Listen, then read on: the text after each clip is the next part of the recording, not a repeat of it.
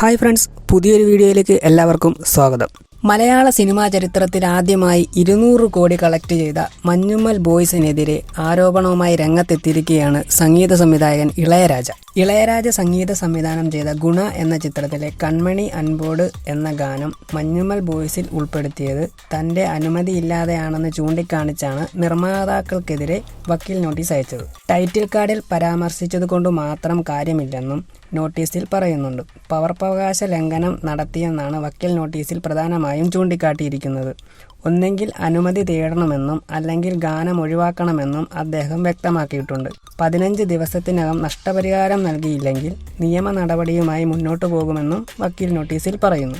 എന്തിനായിരിക്കും ഇളയരാജ ഈ സിനിമ ഇറങ്ങി ഇത്രയും നാൾ കഴിഞ്ഞ് ഇങ്ങനെ ഒരു ആരോപണവുമായി രംഗത്ത് വന്നിരിക്കുന്നത്?